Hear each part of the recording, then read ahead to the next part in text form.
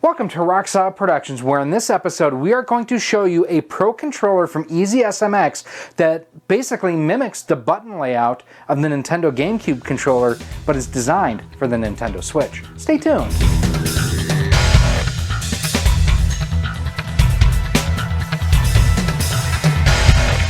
Hey everyone, Gary here with Rock Solid Productions, and before we dive into today's controller review, I do want to take a second and just say thank you for checking out our video that we have here today. I really do appreciate it. I know it seems hokey, I know, oh, just get to the point. No, seriously, thank you for coming by and watching what we're doing here. If you want to skip past this, table of contents down below for you.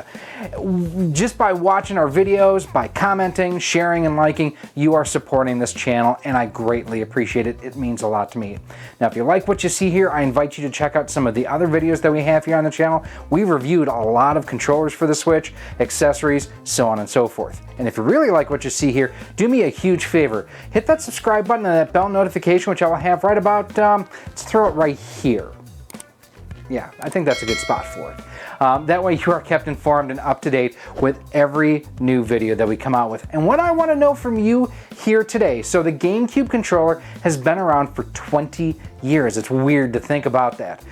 How many different systems, not including emulation, have you used a GameCube or a GameCube style controller on? So say for example the USB hub for the Switch that you can use GameCube controllers. The Retro Fighters Warrior dongle, have you used something like that? That kind of thing. I want to know what systems have you used a GameCube controller on. For me, obviously GameCube, Wii, did not use it on the Wii U, but obviously the Switch as well. So 3 out of the last 4 generation Nintendo home consoles. Checked it out. So recently we teased this guy here. This is from EasySMX, and they call it the Pro Controller for SWH. I should just call it Switch, but whatever. This is designed to give you the button layout of the Nintendo GameCube controller, but in something you can use with the Nintendo Switch right out of the box. We recently, like I mentioned, we previewed this on one of our YouTube shorts, and I will have that linked down below for you if you want to check it out. So what we're going to do in this episode, we're going to take it out of the box, we're going to check it out, we're going to play some games and see, is this really like the GameCube solution that we need for the Nintendo Switch? Let's get started. So here we have the box on the bench, and one of the first things, again, another victim of FedEx. Come on, guys and gals, quite honestly, don't smash the boxes up like this.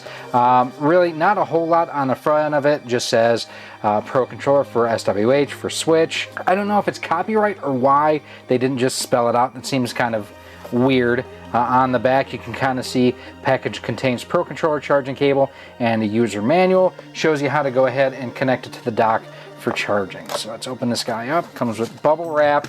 And originally I thought this was a silica container. No, it's the USB power cord. So we will open that up, and it is USB-A to USB-C. Here you can look at the controller itself. It actually reminds me a lot of back in 2017, 2018, Retro Fighters actually had shown, and I had a prototype of their wired Switch Pro controller. Very similar color to me. Looking at the face of it, you have your minus, plus, capture button, turbo button, huge friggin' home button, D-pad here, and the analog sticks. I think the analog sticks are a little bit on the low and small side myself. I kind of wish they were a little bit larger. The triggers, analog triggers for the R2, L2, and then digital for R1, L1 on here. But the biggest thing is going to be these guys here, the ABXY, and they very, very prominently look like what you would find on the GameCube. Now, I do feel like the buttons stick out of this housing a lot. Like either raise this up or shrink them and lower them down so that they are more flush with this. I don't like the feel of how raised those are myself. On top here you do have the USB charging port. So checking out the manual quick, you can see that you have basically call outs to all of the different functions on the face of the controller. To wirelessly connect to your Switch, connect your Switch for the first time, power on Switch, go to change grip order, come to pairing. Press the home key and hold for 4 seconds to power on the controller. 4 LEDs and the controller start blinking slowly, and particularly when blinking quickly. When one or more of the 4 LEDs is solid, it means that the controller is paired. You can also go ahead and pair via the USB cable as well. That's probably going to be the easiest way to do it. Yeah, nothing other, really here, although it does say in the manual, where did I just see it? Battery voltage, 3.7 volt, 380 milliamps. So it's 380 milliamp battery, pretty good. Should get you probably 4 to 6 hours to go ahead and play. Oh, battery power on time, around 5 hours. Charge time, 2 to 3 hours. I'd say for me charging it, it took about 2 hours. So let's go ahead. We're going to take this and we're going to pair it to our Switch. And we're going to do some gameplay. Let's get started. All right, so let's try it out. It says that once you are within this screen, that you should be able to hold the home button for 4 seconds and it pairs. Let's find out. 1 1000, 2 1000, 3 1000, 4 1000, 5 1000.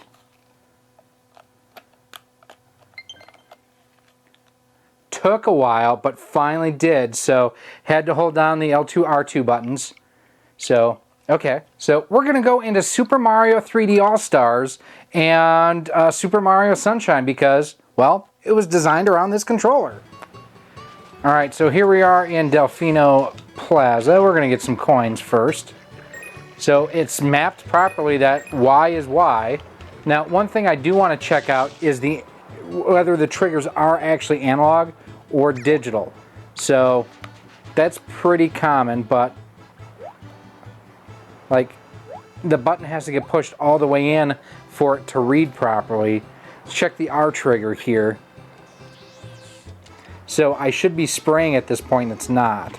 So I can run and spray that way. But it's more of more digital, I would say, than analog, really. Because, like, I mean, there's a lot of motion here. Look how much motion I'm going through. Let's bring it closer. Look how much motion I'm going through, and Flood's not doing anything. There he's finally doing it. So, the deadband on the controller definitely could be better. I actually have to hold down the R1 to be able to aim and shoot Flood. Okay, so that's the difference in the controls between the GameCube and the Switch version, is the fact that on here you basically have the 2 sets of shoulder triggers to use, where the GameCube only has the 1. Yeah, gotta say I'm not a huge fan of these controls, and it's not the controller's fault. It is 100% the way the game is. Got him. Okay, so the controls are okay. I mean, they're not terrific, and I don't know that I can blame the control. You hear that? That's some powerful rumble going on there. I will say the analog sticks feel decent. They're not as bad as I thought that they were going to be. The throw does seem a little bit on the limited side. So there we got through the first part of Super Mario Sunshine with it. It's okay. Not great, but okay. I think a lot of that is more due to the controls of the game than the controller itself. But next up, we're going to move to Super Smash Bros. So before we dive into Smash Bros., one of the things I do want to check out, Amiibo support. So we're going to go down here to System Settings. Amiibo. Register an owner and a nickname. Let's see if this has Amiibo support. Nothing there. Nothing there. Nothing there. I would say this does not support Amiibo. Just as a heads up. Sorry, Mario. And actually, you know what? We're going to use Ryu. Because I think, if I remember right, I can actually use his Street Fighter moves in this. Yes, I can. I have to admit, this is actually feeling pretty good. I mean, and here's the thing, is like I mentioned, I will never claim to be a Smash Brothers expert. So I will not notice a lot of the differences between, the normal controllers that a system might use versus, the experts out there that absolutely love and just adore the GameCube controller on Smash. Oh yes, I love this thing. The hammer from Donkey Kong. Oh, got him!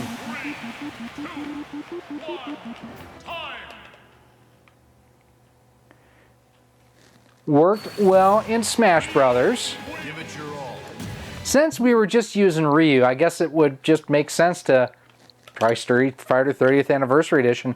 Check out the performance on here. And as we just took in Smash Brothers, Ryu here. Oh, Ryu versus Ken. So what I'm going to do in this, test out both the D-pad and the analog stick. The D-pad, I will say, not good for rolling moves. Analog stick, definitely much better at it. Yeah, cannot pull off the dragon uppercut with the D-pad. Oh, Ken kicked my rear end there. So, yeah, D-pad not good for the rolling motions, I would say. I was having more success there with the analog stick. Let's see what we can do here in round 2. Ooh, you got me there. Nice reversal. I cannot pull off the dragon uppercut at all, even with the analog stick. So that tells me that either it's not quite as precise as I need, or there's something else there that for fighting games would not recommend this. Finally, first time I was actually able to pull off the dragon uppercut, but wasn't when I actually needed to. Okay, yeah, the D-pad definitely not good for fighting games. Analog stick really didn't work that well either. Now, one thing I'm really curious about, based on what I saw in Mario Sunshine, the analog triggers. I want to try Horizon Chase Turbo because that takes advantage of the analog triggers as gas and brake. So let's test this out real quick. Now, we'll be able to tell pretty quickly here if this reads in the game as an analog trigger as we are waiting for the game to start. So watch the tachometer. Digital only. Okay, that is why. Okay, so that's disappointing as well, that it is a digital only input for the L2 R2 triggers. If you're going to do that, then just make it a button. Quite honestly, that's really disappointing and hard for me to recommend this based on that alone. But if I let go of that trigger, you saw I let go of that trigger just a little bit there and the car stopped going. So that's really a disappointing thing to see there. I might still manage to get first. Okay. All right, so last thing we're going to do, we're going to go into the NES Online catalog.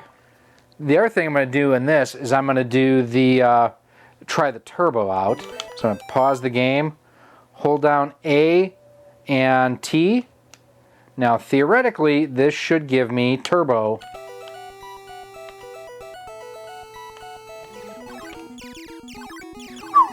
Just about hit another ship there.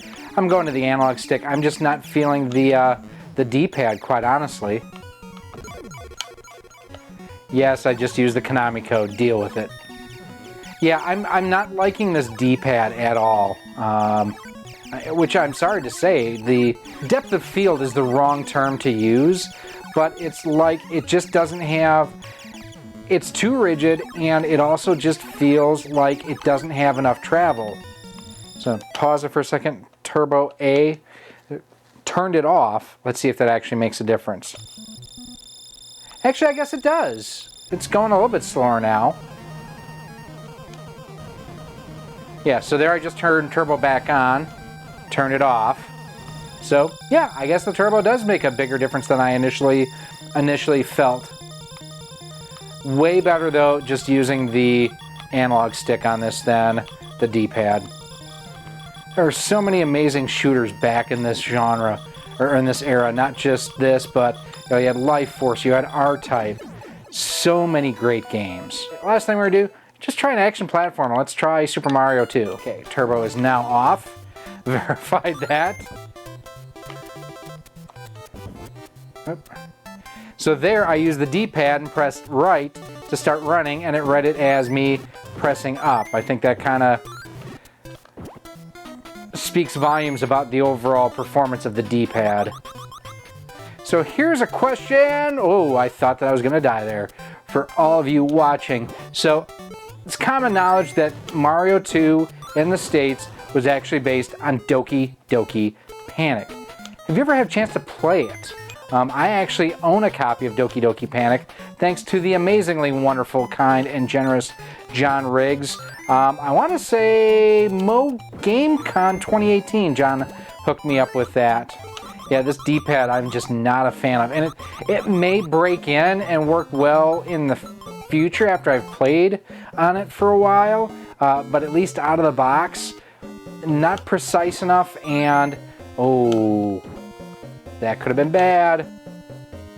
All right, good, there we go. But yeah, thanks to Riggs for my copy of Doki Doki Panic at, I don't even think that you charged me, John. You may have charged me 25 bucks. Maybe it was at Portland Retro Gaming Expo that first year that I was out there too, and it was definitely 2018, I know that. There we go. All right, so as Toad goes in, we're gonna go ahead and kind of our initial thoughts on it. First of all, we're gonna mute the music as well because that's gonna be annoying playing in the background. So my initial thoughts, it's plasticky. I mean, it's molded plastic, so you kind of get that, right? I do like the fact it's USB-C and not micro USB for the charging cable. The overall feel on the hand, it's pretty comfortable. My fingers fall right into place on the back of the controller. Analog sticks were better than what I thought they were going to be. I thought that they were a little bit on the short and small side initially, but as I played, they actually were better than the D-pad, which is a bit of a disappointment.